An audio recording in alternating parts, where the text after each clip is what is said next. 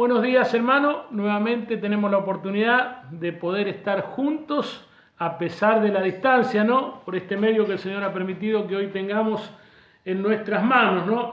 Y al comenzar la jornada en el día de hoy, les invito a que podamos cantar el himno 508, que nos dice: venid y celebrad a Cristo, quien llevó cautiva la cautividad, y estas nuevas proclamad, Jesús resucitó.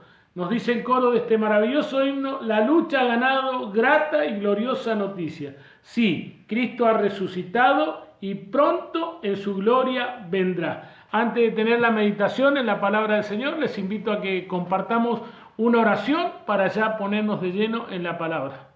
Gracias, Padre Celestial, por este maravilloso momento que nos permite apartar de nuestras vidas para dedicarlo solo a ti, y en este momento especial en el que una vez más haremos memoria de la obra de nuestro Señor Jesucristo en la cruz del Calvario.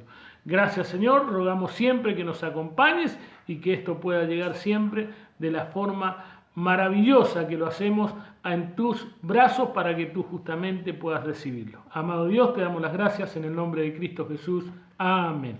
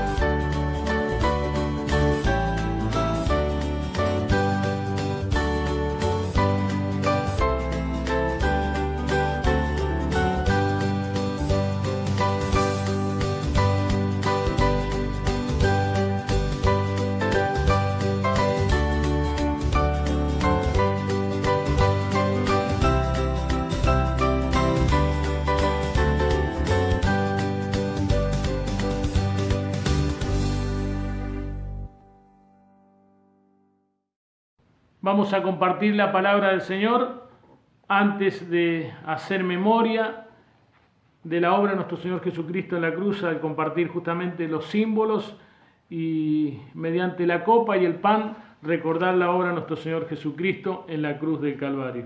Les invito a que abran sus Biblias en el libro de San Juan. San Juan, capítulo 4, verso 46. Una historia conocida, relatada justamente en este caso por Juan.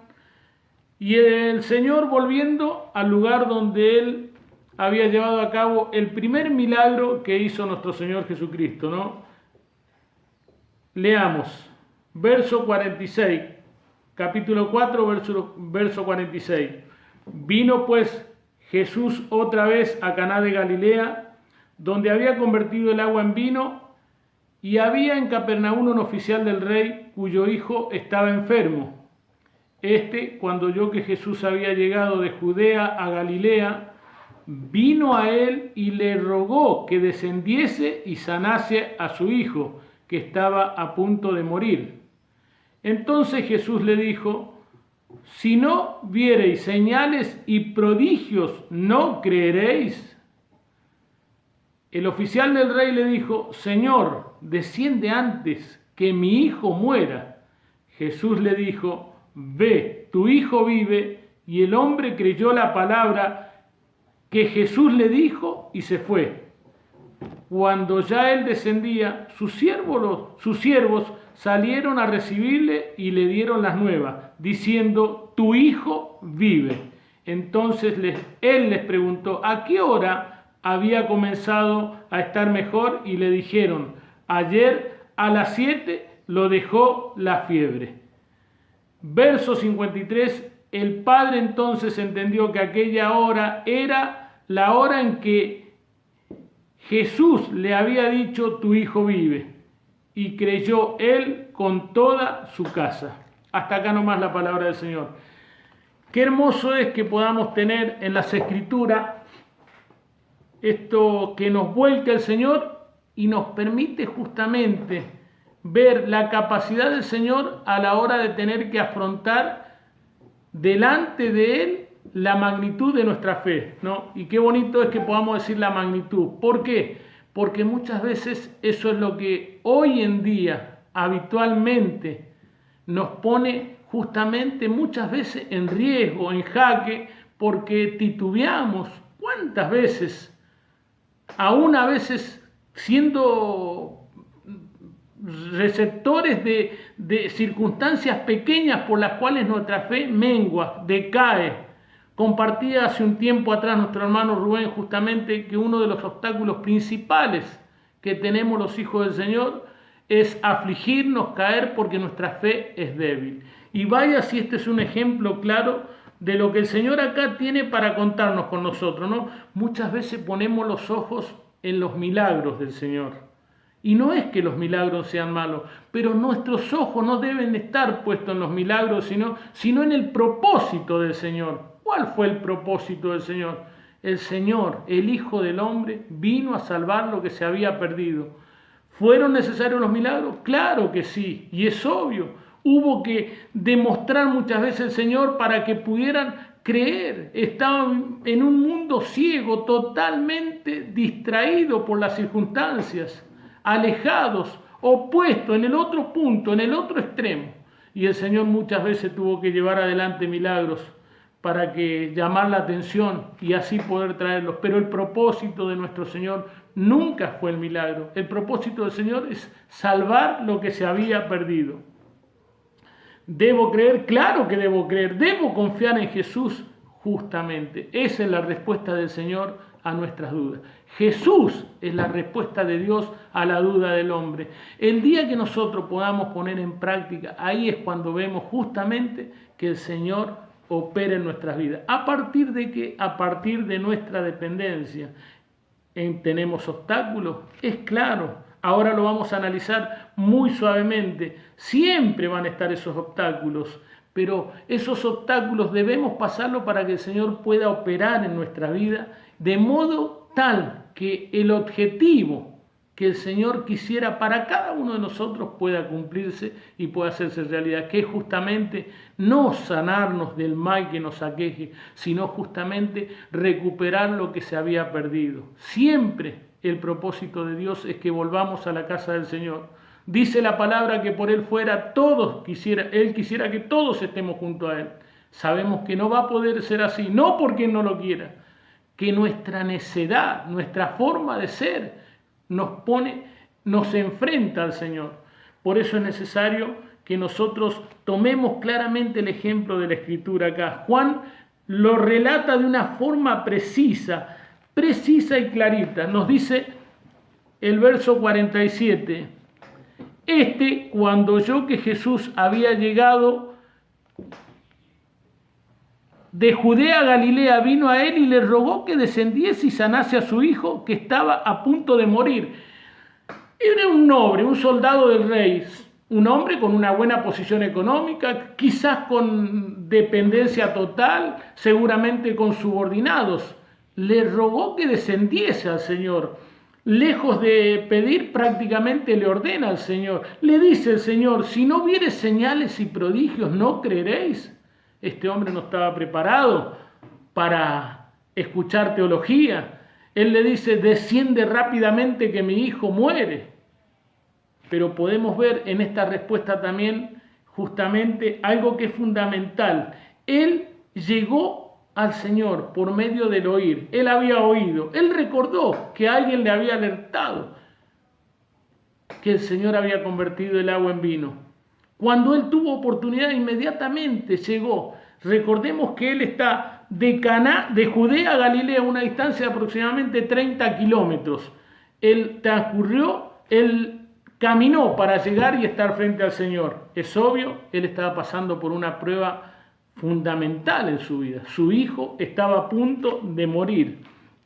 Nos dice el verso 48, entonces Jesús le dijo: si no viereis señales y prodigios, ¿no creeréis? 41, el oficial del rey le dijo que descendiera en forma automática, porque su hijo moría. No tenía tiempo para escuchar al Señor.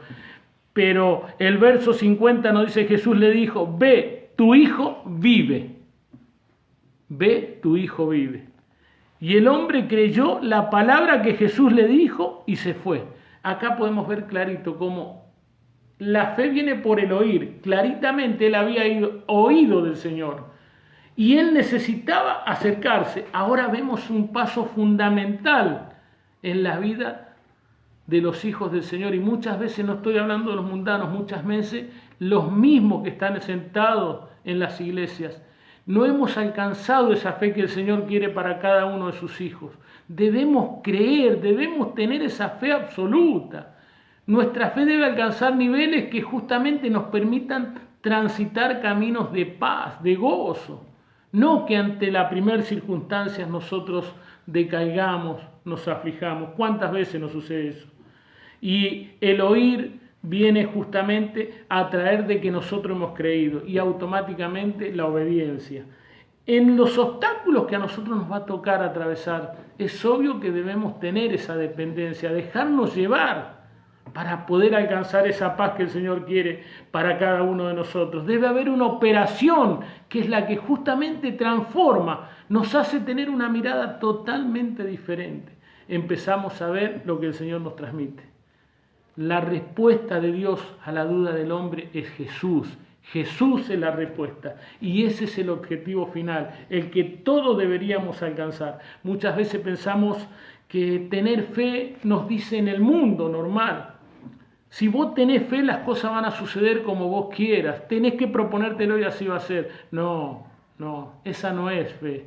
Esa es una mentalidad que los puede llevar a tener, y cuando el resultado es adverso, ¿y qué? Seguramente van a afligirse también. No, fe es tener plena confianza en nuestro Dios, en nuestro Creador, en el Señor.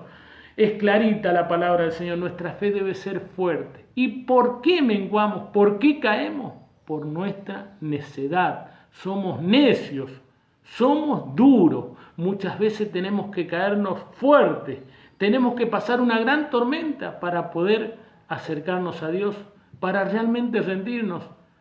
Es lo que quiere. Recordemos lo que le pasó a Tomás.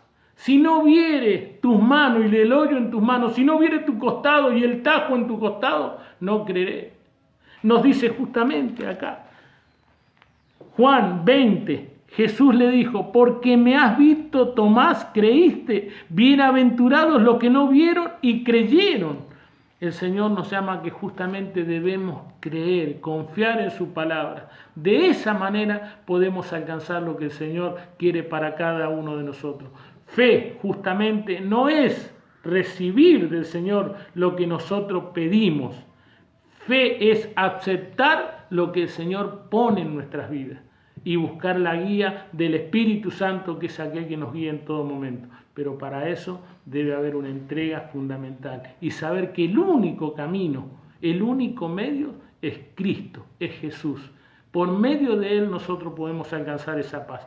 Debemos creer, debemos tener confianza plena y así podremos transitar el camino que Dios quiere para cada uno de sus hijos. Que el Señor bendiga su palabra y al compartir los símbolos justamente hagamos memoria de aquel que nos rescató y aquel que nos llevó a la presencia nuevamente del Señor. Que el Señor bendiga su palabra. Amén.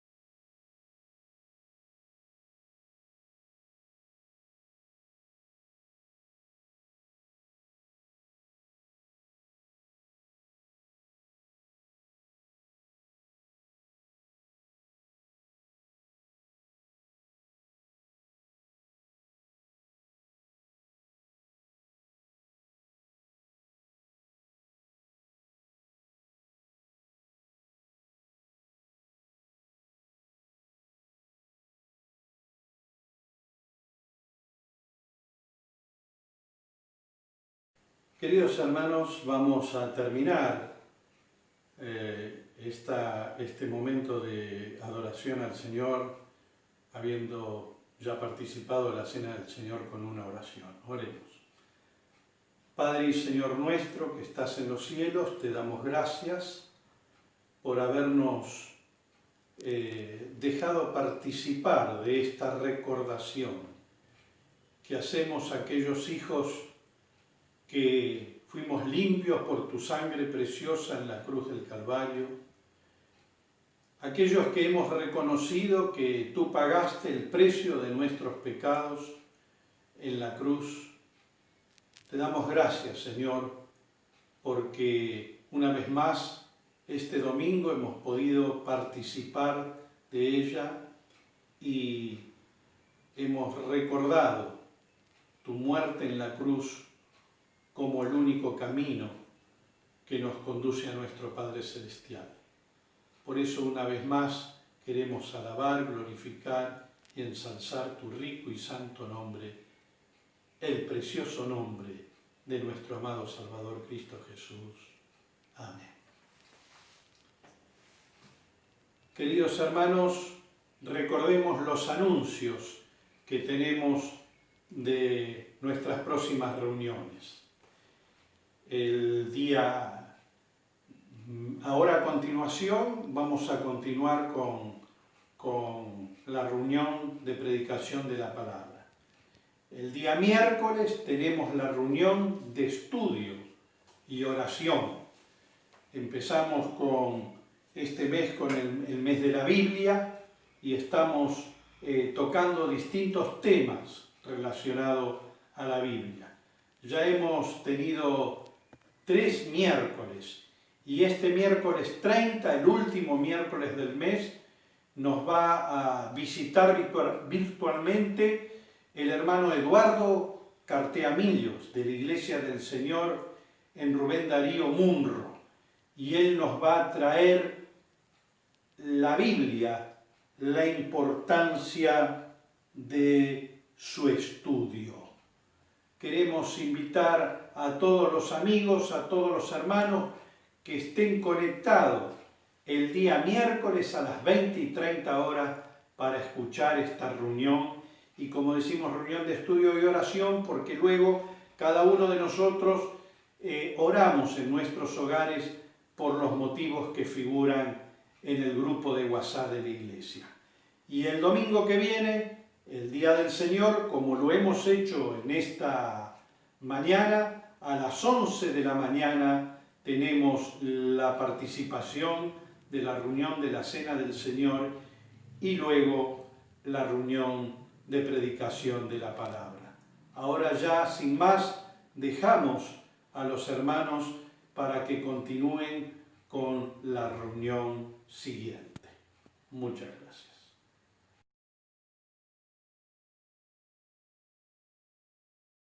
Hola, ¿qué tal? Muy buenos días a todos. Es un gusto poder iniciar esta reunión después de haber recordado la obra del Señor Jesús en cada una de nuestras vidas a través de los símbolos que compartimos. Como cada domingo y cada reunión, vamos a comenzar con esta primera parte, agradeciendo al Señor, pero sobre todas las cosas alabándole, escuchando estos hermosos coros y estas hermosas alabanzas que nuestros hermanos cada semana preparan. Y por supuesto, a continuación, tratando y pidiendo al Señor que nos guíe y nos dé entendimiento para abrir su palabra, que estará a cargo de Pablo en el día de hoy. Agradecemos y damos comienzo a esta reunión.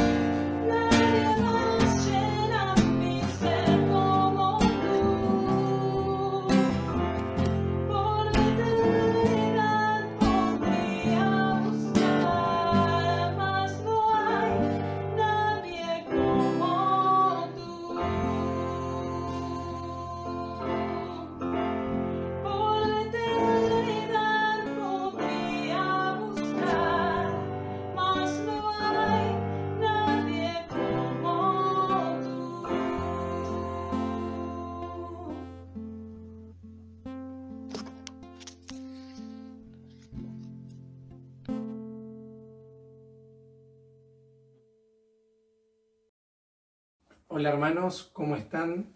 Es muy lindo poder volvernos a juntar, poder estar compartiendo este tiempo en donde vamos a ver qué es lo que el Señor tiene preparado para cada uno de nuestras vidas a través de su palabra. El tema de hoy o el mensaje de hoy lleva por título la identidad del cristiano. Y es un tema en el cual podemos abordarlo de diferentes formas y de distintas maneras. Hay mucho para hablar acerca de la identidad del cristiano y todo lo que este tema conlleva.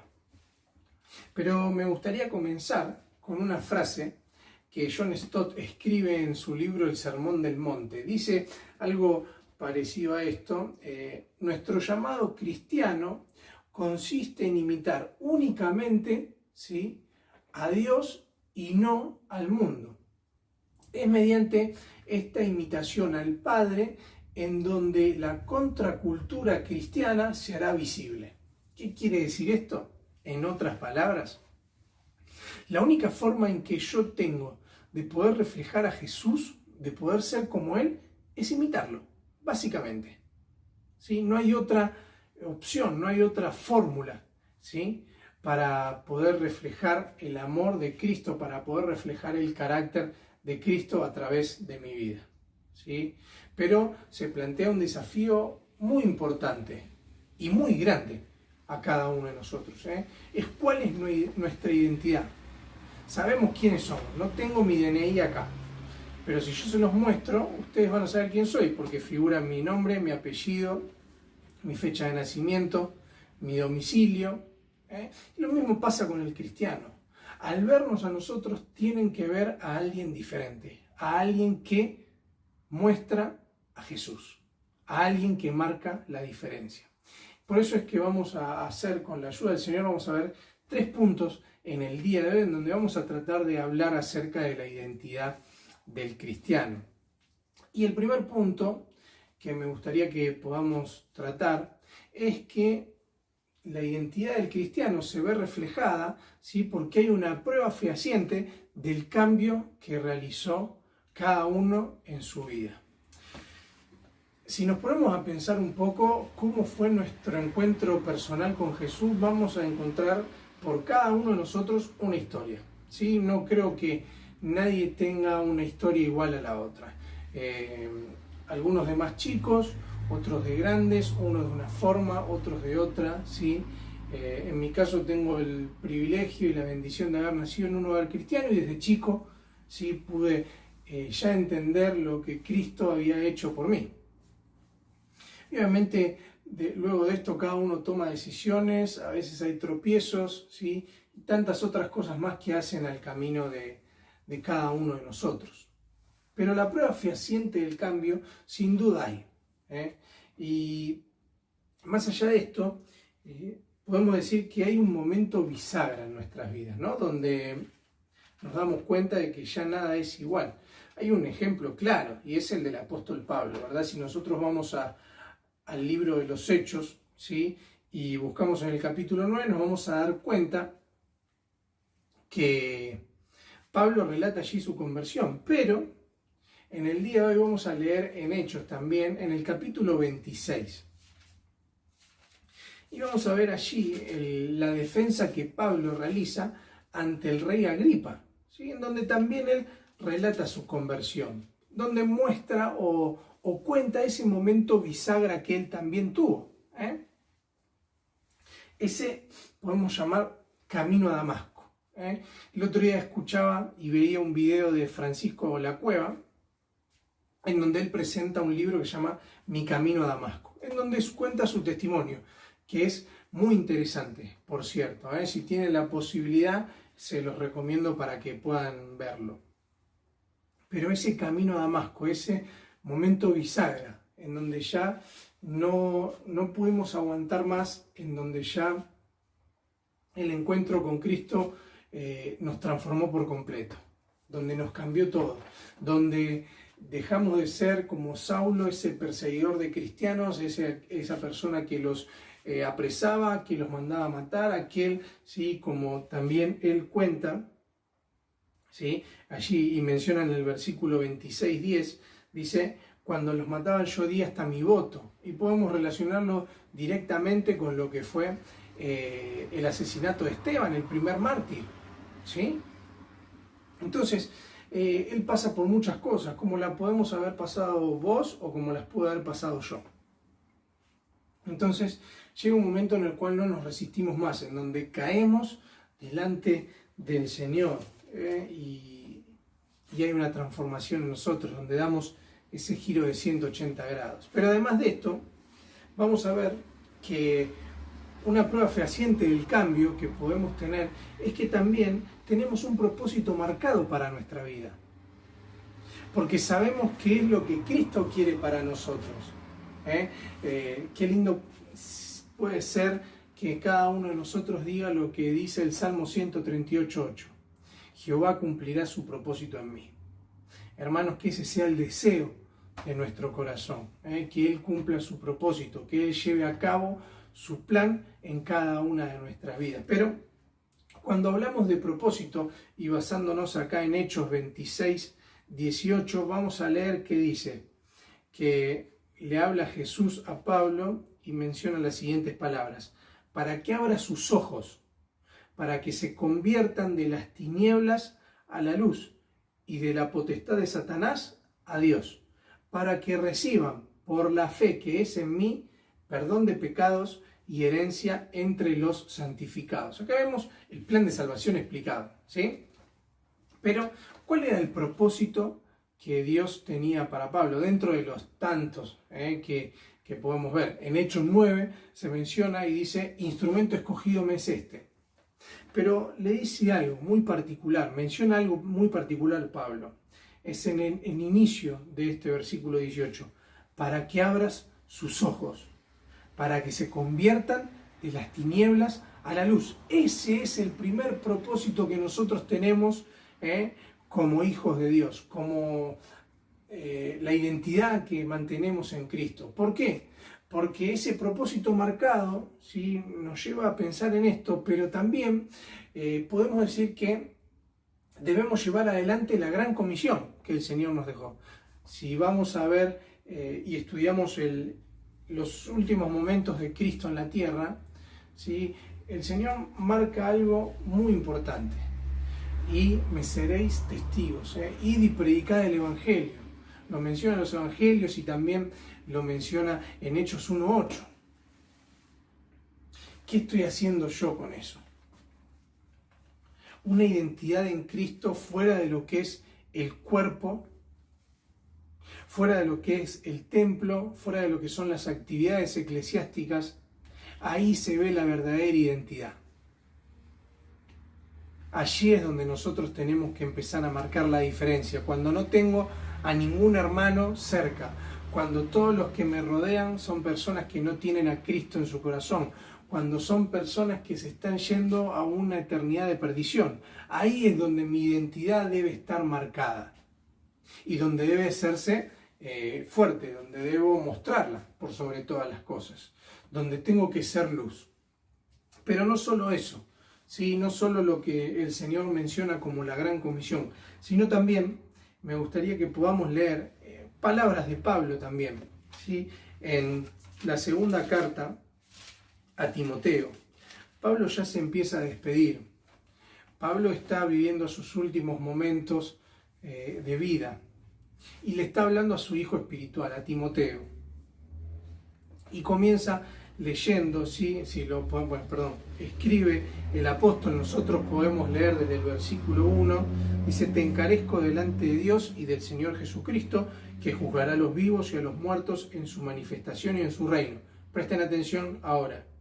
Que prediques la palabra, que instes a tiempo y fuera de tiempo, redarguye, repende, exhorta con toda paciencia y doctrina, porque vendrá tiempo cuando no sufrirán la sana doctrina, sino que teniendo comezón de oír, se amontonarán maestros conformes a sus propias concupiscencias, y apartarán de la verdad el oído y se volverán a las fábulas. Y miren lo que dice el versículo 5 y terminamos leyendo.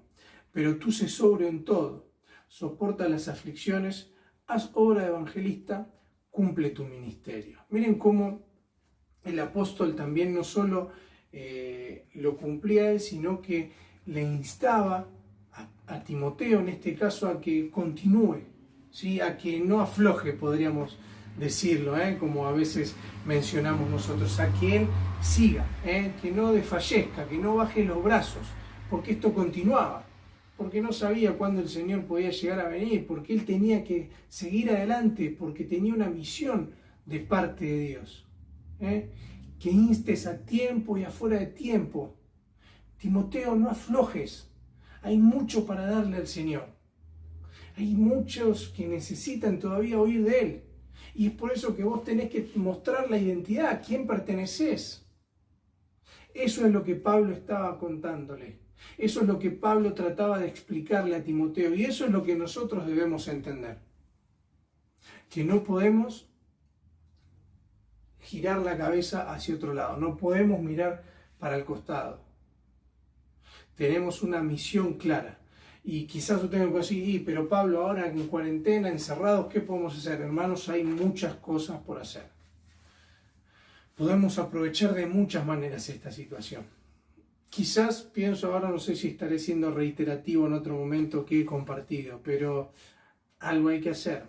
Tengo que mostrar mi identidad. Y déjenme decirle que el Señor ha trabajado en mí en este tiempo. Y le doy gracias a Él por eso. Y quiero que Él siga trabajando y obrando en mi vida y quitando esas cosas que están mal, esas cosas que no me sirven, que no promueven a mi crecimiento espiritual. Pero no me puedo quedar con los brazos cruzados.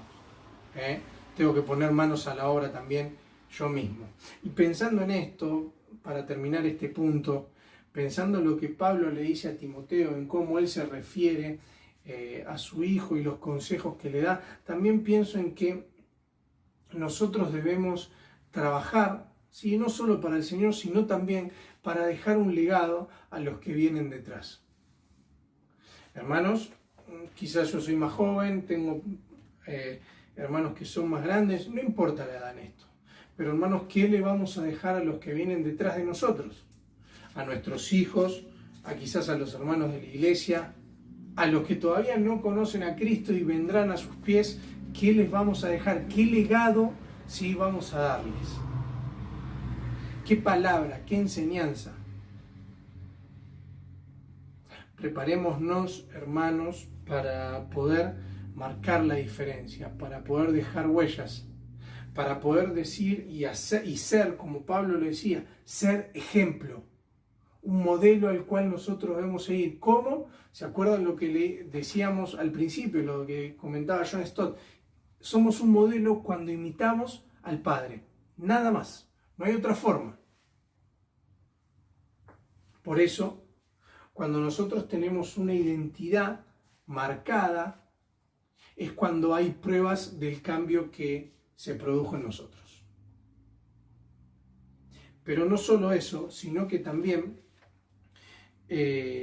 al tener una identidad bien marcada en Cristo, vamos a saber que no hay lugar a confusiones. Es una historia media tragicómica, podríamos decir. Uno de los personajes en la historia del último tiempo, quizás contemporáneos podríamos llamar, que más me cautivó al leer y a conocer un poco más de su historia, fue Nelson Mandela. Para mí es maravilloso. Y en su funeral se produjo algo bastante particular, ¿sí? Muchos líderes políticos fueron hasta Sudáfrica, hablaron y demás, y había al costado de ellos, como en casi la mayoría de los actos políticos, un traductor, ¿sí? Una persona que interpretaba señas. Estaba al costado interpretando señas, y pasó algo muy particular. Esta persona se llama Shang-Chi. Y dice que a medida que esta persona estaba interpretando, los demás, luego de haber analizado el discurso y lo que esta persona decía o gesticulaba, no había ningún tipo de coherencia, no había relación, era cualquier cosa. Entonces, esto obviamente despertó una catarata de bromas, ¿sí? de de notas, de tratar de ubicar a ver quién era esta persona.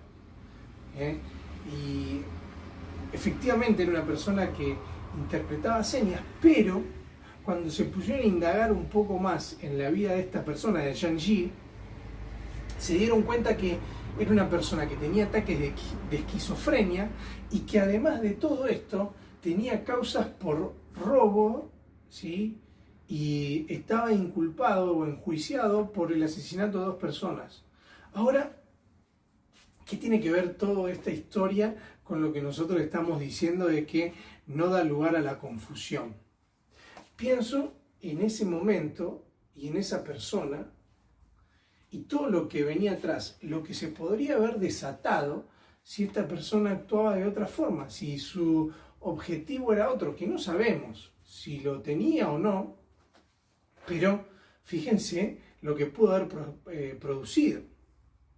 Entonces, si nosotros hablamos de esta persona hoy, y yo me puedo llegar a confundir o a guardar distancia y decir, pará, lo que vos estás haciendo, ¿sos en verdad quien decís que sos? ¿O me estás vendiendo gato por liebre, como dicen muchos? Entonces, un cristiano no debe ser así. Un cristiano no puede dar lugar a la confusión, a decir, ¿y vos lo que decís ser en verdad no lo sos? Hay una palabra en las cartas de Pablo en donde el apóstol menciona que debemos ser irreprensibles, ¿sí? Cuando se habla de esa palabra irreprensible, se habla de una persona que no debe tener manija. ¿Qué significa esto? Para ser más gráficos, alguien que no tengan de dónde agarrarte. No tengan ninguna excusa para acusarte. Y a eso es lo que apunto con este ítem o este punto del mensaje, que no demos lugar a la confusión. Y algo que pasa, ¿sí?, es que vivimos en una sociedad exigente, en una sociedad con distintas facetas, y una de ellas, ¿sí?, me pasa que a veces lo veo y lo compruebo mucho en el ámbito del deporte, es que nos podemos llegar a transformar en cristianos exitistas, que buscamos solo el éxito, solo el reconocimiento, solo el estar por encima de los demás, cuando Cristo nos lleva a diferenciarnos totalmente de eso, cuando el Señor nos dice, eso no. No tenemos que transformarnos en cristianos exitistas. Porque el Señor mismo no busca, o mejor dicho, no se basa en resultados. El Señor no está con una planilla con mi nombre y a ver, Pablo de Sario, ¿qué hiciste? Él no busca las estadísticas, Él quiere corazones entregados a Él. No está con una planilla de Excel viendo y evaluando constantemente cuál es mi desempeño, qué hago. Mientras nosotros a veces damos alarde de lo que somos. Un viejo himno dice, lo que somos y tenemos solo es nuestro en Él. Lo que yo soy, el apóstol lo dice en 1 Corintios 15:10, por su gracia soy lo que soy. Solo por el Señor. Y lo decía el apóstol Pablo, y yo por qué a veces peco de vanaglorioso y doy lugar al egocentrismo en mi vida y pierdo de vista la identidad que debo tener. No busquemos el éxito en la vida cristiana, porque no es lo que el Señor quiere. El Señor busca verdaderos adoradores que le adoren en espíritu y en verdad. ¿Sí? No hay forma en la cual nosotros nos podamos callar. Fíjense lo que dice el versículo 25. Pablo está exponiendo su defensa frente a Agripa, ¿sí? Pero agarra y Festo, ¿sí?, se levanta y a gran voz dice, Pablo, estás loco, ¿eh? Las muchas letras te han vuelto loco. Y lo que responde el apóstol, él le dijo, no estoy loco, excelentísimo Festo, sino que hablo palabras de verdad y de cordura. Con todo el temor del Señor me imagino esa situación, ¿no? la sala, Pablo exponiendo a este hombre, acusándolo, diciendo lo que él pensaba, y después de que el apóstol menciona estas palabras, el silencio que se debe haber hecho. Porque era la verdad, porque no había forma de acusar al apóstol, porque Pablo decía lo que él creía, lo que él vivía. Yo solo hablo palabras de verdad y de cordura. Ahora, esto también es una invitación a que, hermanos, nosotros no nos callemos, a que podamos seguir contando lo que Cristo hizo en nuestra vida, lo que Cristo hizo por nosotros y lo que hizo por tantos otros más. Lo conocemos, ¿verdad? Y lo podemos decir.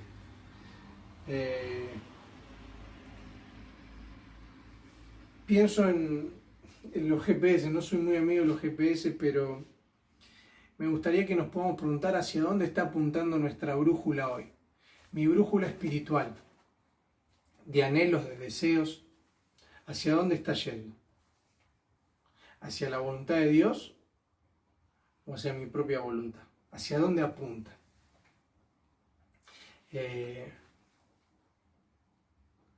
No tenemos que callarnos porque nosotros, como dice Pablo, vamos con la verdad. Hebreos dice, porque nosotros somos de los que no retroceden. Qué gran verdad, ¿cierto? Hay una definición que William Barclay da en su comentario a los Hechos y dice que dentro de Pablo había un poder tan grande, un poder que lo ponía por sobre encima de los que lo rodeaban, que no era un poder propio, sino que era un poder de Dios. Y si nosotros estudiamos un poco lo que significa el poder de Dios, la palabra griega habla de dinamis. ¿Qué es dinamis? Es lo que termina siendo la palabra que nosotros conocemos como dinamita, algo que produce algo tremendo en los demás. Y dice William Barclay, el hombre, ¿sí?, que tiene a Cristo no tiene nada de qué temer. Y es lo que le pasaba a Pablo. Pablo tenía el respaldo del poder de Dios. Pablo iba en nombre de Cristo, ¿sí?, y él sabía lo que iba a producir. No él, sino Dios a través de él. Entonces, hermanos, a veces quizás nosotros tenemos temor, ¿no?, de decir quién somos, en quién creemos. Y el Señor creo que merece mucho más. El Señor merece que podamos reflejar nuestra identidad. El Señor merece que podamos mostrar quién somos en verdad. Que la Biblia yo no la abra solo en la semana o el domingo cuando tenemos la reunión. Que podamos aprovechar este tiempo en donde podemos estudiar, donde podemos indagar, escudriñar en la palabra para darnos cuenta los muchos tesoros que hasta hoy nos estamos perdiendo. No temamos, aprovechemos la situación para contar quién es Cristo en nuestra vida. Pero por último, se da una situación muy particular y es también muy graciosa o también digna de un buen estudio. Hablamos, ¿se acuerdan? Una prueba fehaciente del cambio. Hablamos de que también una identidad clara no da lugar a la confusión, pero por último es que una identidad en Cristo, bien marcada en Cristo, la persona nunca se da por vencida. Versículo 27 dice, hablando Pablo, ¿crees, oh rey Agripa, a los profetas? Yo sé que crees. Prestemos atención a estos dos versículos. Entonces Agripa dijo a Pablo, por poco me persuades a ser cristiano. Y Pablo dijo, quisiera Dios que por poco o por mucho, no solamente tú, sino también todos los que hoy me oyen, fueseis hechos tales cual yo soy, excepto estas cadenas. ¡Qué respuesta! Otro momento, ¿sí?, en donde me gustaría haber podido sacar una foto. Maravilloso. Un cristiano nunca se da por vencido. Siempre vamos a ir por más. ¿Por qué? ¿Se acuerdan David frente a Goliat? Vos venís a mí con espada, con esto, con lo otro, pero yo peleo en nombre de Jehová de los ejércitos. Entonces, ¿por qué voy a temer? ¿Por qué me voy a callar? Si tengo el respaldo de Dios. Si yo sé bien en quién he creído. Leemos unos versículos antes, unos capítulos antes. Entonces, pensaba también en un coro que cantamos. Hazme un siervo para tu gloria, Señor. Hacé de mí lo que vos quieras. Cumplí tu propósito. Mencionábamos hace un rato, ¿verdad? Pero, ¿por qué decimos no se da por vencido? Porque aprovechamos los momentos, básicamente. En primer lugar, porque si estudiamos todo el capítulo 26, nos vamos a dar cuenta de que la defensa de Pablo se transformó en una predicación del Evangelio. Maravilloso. Qué astuto que era el apóstol. Cómo él aprovechaba cada situación para dar ese tiempo a exponer el mensaje de salvación. Luego de esto, de esta historia, Pablo es enviado a Roma, naufraga el barco donde lo llevaba, y también él cuenta, se toma un tiempo para dar testimonio. Era astuto, era hábil, y obviamente tenía una capacidad y un conocimiento tremendo, pero es lo que nosotros también debemos imitar. En el momento que podamos aprovechar para dar testimonio de Cristo. Es lo que el apóstol acá hace. Pero hay algo que también una persona con una identidad marcada en Cristo no solo no se da por vencido, sino que no baja los brazos. Hay varias interpretaciones en cuanto a lo que dice el rey Agripa. Dice el rey: por poco me persuades a ser cristiano. Algunos comentarios o interpretaciones o versiones de la Biblia lo dan como que quizás el rey ahí lo está diciendo en un tono medio irónico, ¿no? Hiciste todo esto para hacerme caer en la trampa. Otros lo enfocan desde otra perspectiva y lo ven como que el rey está diciendo: vos querés con todo esto tratar de hacerme poner a mí en un lugar que no quiero estar. Pero más allá de esto, fíjense la respuesta que Pablo tiene. Por poco, por mucho, ¿sí?, me gustaría que vos pudieras llegar a ser lo que yo soy, un hijo de Dios. Se da como un ping-pong entre el rey y Pablo, ¿no? Pero al fin y al cabo él aprovecha el momento, no baja los brazos, no desiste en la tarea, que era llevar el mensaje de Cristo. Y eso es lo que quiero que hoy nos podamos llevar, hermanos. Hemos terminado ya viendo estos 3 puntos. Damos gracias a Dios por ello, pero ¿qué es lo que vamos a hacer nosotros? ¿Qué es lo que voy a hacer yo? ¿Cómo puedo definir mi identidad en Cristo hoy? Que el Señor nos ayude a que podamos dar una buena definición, ¿no? A que podamos imitarlo a Él.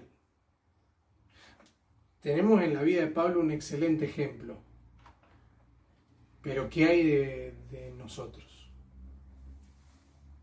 Hermanos, que el Señor nos ayude a cada día a poder parecernos cada vez más a Él. Una vieja canción dice: cuanto más te conozco, quiero saber más de ti. Soy barro en manos del alfarero, hermanos, y quiero que Él me moldee. Para que cuando me vean digan: esta es una obra del gran alfarero. Esta es una obra de Cristo. Hermanos, que ese sea el deseo de cada uno en este día. Que el Señor nos bendiga. Amén. Bien, hermanos, hasta aquí la reunión del día de hoy. agradecidos a Dios por habernos permitido realizarla, por habernos permitido apartar un tiempo y comenzar este día domingo escuchando, recordando y dándonos entendimiento de lo que Dios quiere para cada una de nuestras vidas. Te invito a que en la semana continúes conectado con nosotros, como hacemos cada miércoles desde las 20 y 30 horas, con el estudio de la Palabra de Dios. En este mes, que estamos finalizando el mes de la Biblia, vamos a cerrar estos ciclos de estudio acerca de este libro que nos cambió la vida. Y el domingo siguiente, como bien lo hicimos hoy, a partir de las 11 del mediodía, recordando a través de los símbolos en la Cena del Señor y luego con la apertura de la Palabra de Dios. Gracias por estar. Le pido a Dios por tu vida, por tu familia y porque pronto nos volvamos a reencontrar.